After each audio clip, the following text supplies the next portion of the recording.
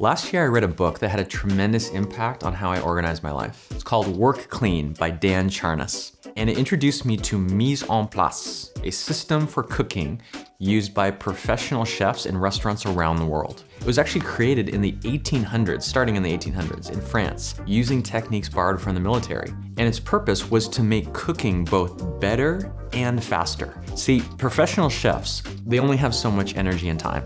As they work in the kitchen, they have to produce a constant, steady stream of outputs, which is prepared meals. But they have to do that not just fast. Those meals have to be at a very high standard of quality. Just one undercooked filet can mean the whole plate is sent back to the kitchen. So if you think about it, your work and mine is probably very similar. We likewise have to generate a steady stream of outputs. Here are 4 powerful practices we can borrow from the practice of mise-en-place and how Charnas' book applies to those of us producing modern, creative work.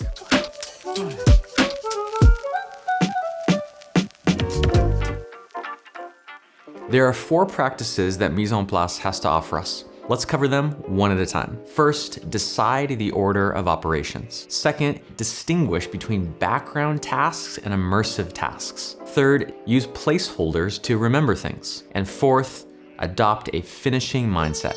The first key practice from mise-en-place is to decide the order of operations. See, in a kitchen, the order of operations, the order in which you do things is everything. The meat obviously can't go on the chopping block if it's frozen. The pasta won't absorb the sauce unless it's been cooked. The garlic can't be added to the dish until it's been chopped. But it's funny, when it comes to our personal productivity, it's much less clear in which order we should do things. Does it really matter if you send that email first or write that report first? How can we really know? Everything feels like it's top priority. Everything feels like it should be happening right now, all at the same time. What the kitchen teaches us is that that's false. Early actions are much more important than later ones. The first tasks that you take on a project, for example, are just more impactful than later ones because they determine which direction the project goes. The first actions you take early in the day have a much bigger impact than the ones you take later in the day because they determine your energy level and your state of mind and how much time you have throughout the rest of the day. What this means is we should pay far more attention to the first tasks on our to-do list rather than the later ones. A minute spent at the beginning of your week to just go over your top priorities could easily save you hours later on in the week. An hour spent each month reviewing your longer-term goals might save you weeks or even months of unfocused effort over the course of a year. I want you to pay attention not only to what goes on your to-do list, but to the precise order in which you complete those to-dos. So now you're probably wondering, what kinds of tasks should I start with? This brings us to our second principle. Chefs distinguish between 2 very different kinds of culinary tasks: background tasks versus immersive tasks. Immersive tasks require the chef's full focus, their full attention, things like stirring, sautéing, mincing, or seasoning a dish.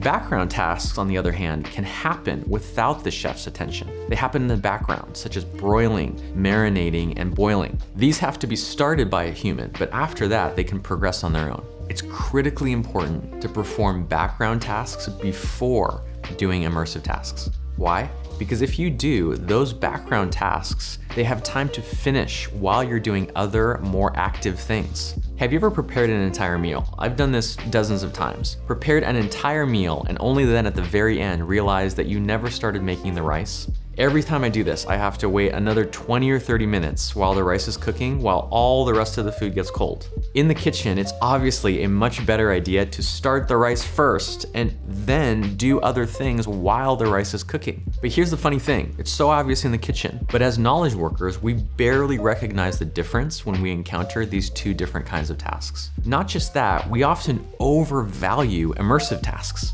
There's a trend to call them deep work, which implies that deeply immersive tasks are the best, most important kind of work. When in fact, it's actually background tasks that can create more value than you can produce on your own. Ask yourself, what are some small tasks I can take now to begin unlocking the value while I attend to other things in the meantime? If you email your team in the morning with an agenda for an afternoon meeting, they'll have time until then to think about and prepare their own notes.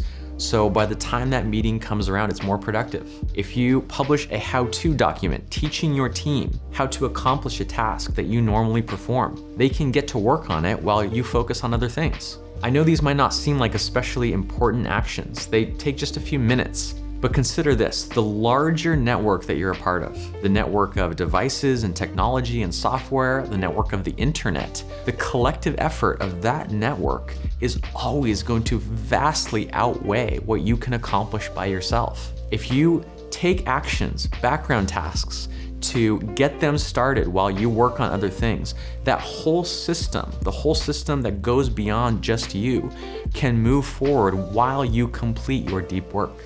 All of this begins with learning to make the distinction between background tasks and immersive tasks in your life.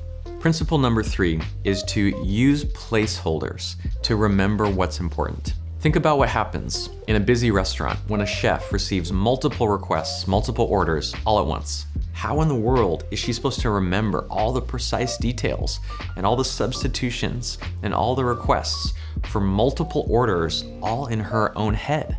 The way that she does this is she externalizes, she offloads those orders into her surroundings using what are called placeholders. For example, placing a pan on the stovetop for preheating is a placeholder. Setting a bunch of parsley on the cutting board is a placeholder. Each of these physical objects represents the starting point for a whole series of actions that she'll need to take. And this is the cool thing, she can recall all the different tasks that she has in progress by just glancing around her surroundings. Now think about your own situation. I'm guessing you probably receive many times more requests, more demands on your time than you can fulfill right away, right? Every single message, every notification, every reminder is actually a request for your limited attention. You can use the same kinds of placeholders as chefs. You can also externalize what are called open loops. Open loops are unfinished mental tasks that keep taking up your mind space and driving you a little crazy. You can externalize and offload those open loops from your mind into your environment so you don't have to remember them. Since so much of knowledge work is digital, it makes sense that our placeholders are also digital. This is how you do it. Every time a new input arrives, you should immediately externalize it. Add an appointment to your calendar. Capture an open loop in your task manager. Create a digital note and jot down that thought.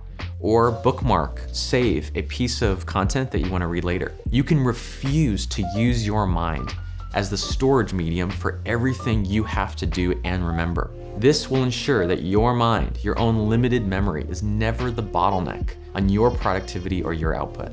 Principle number 4, adopt a finishing mindset. In cooking, a dish that is 99% finished has zero value. Just think about it. Chefs don't get partial credit. Either the dish is delivered steaming hot to the correct customer, or it's worth nothing and it goes into the trash. Spaghetti without sauce doesn't get rated a 9 out of 10 just because it's missing only one element. Because of this really brutal reality, chefs have adopted what's called a finishing mindset. First, they don't start anything they can't finish. There's no point. But once they do start a dish, they are fiercely determined to see it through to completion, because they know that if they don't, all the effort and the time that went into it will be wasted. As knowledge workers, we can benefit so much from a finishing mindset. Until you deliver a tangible piece of work, a tangible deliverable, no value has been created, no lessons have been learned, no feedback has been received, no profit has been realized. And I know it often feels like we can put whatever we're working on aside and just get to it later. But I think most people don't realize there's very real cost to doing that. Whatever you push aside continues to take up your mental bandwidth. It continues circling around and around your head until it gets finished. When you start too many things without finishing them, the burden of keeping all those balls in the air can eventually grind your progress to a complete halt. You can actually reach the point where you are spending all your time just updating and reviewing, and you have no time left over to actually move things forward. The very best way that I know of to reduce that mental overload is to close loops. For every task that you're executing, just ask yourself, how and when will I finish this? Don't just make a plan to start things. Anyone can do that. Make a plan for finishing things. That is what sets you apart. Sometimes one phone call can completely derail your entire day. But even in those cases, you can still have a finishing mindset. As an example, instead of dropping one task like it's hot and immediately turning to another, take just a few moments to tie up what you're working on. Write down an open loop in your task manager. You know, I find most people focus way too much attention on starting new things. But let me tell you, if you can become a finisher, if you can become someone who knows how to finish things, you will stand out from the crowd. Working clean's most important point to me is that all this space, the physical space all around us and the digital environment that we work in, it has a certain kind of intelligence. Space can remember things. It can remind you of things. It can keep track of things for you. If you can learn to unlock the power of space, you'll have a way to process information without using any energy. We never get that chance to arrange our workspace in a way that supports and encourages focus. Now here's the thing, here's the silver lining. Because our work is mostly digital, what we can control is our digital workspace. We can curate, we can design, we can order our virtual environment to provide a sense of predictability and consistency.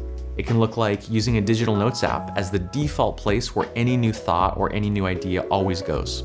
It can include creating a dedicated place to store all the information related to your projects. Each of these tools and routines reinforces a state of mind that you want to protect and promote in your life. One of my favorite quotes is from French novelist Gustave Flaubert, since we're on the French theme today. He said, "Be regular and orderly in your life so that you may be violent and original in your work."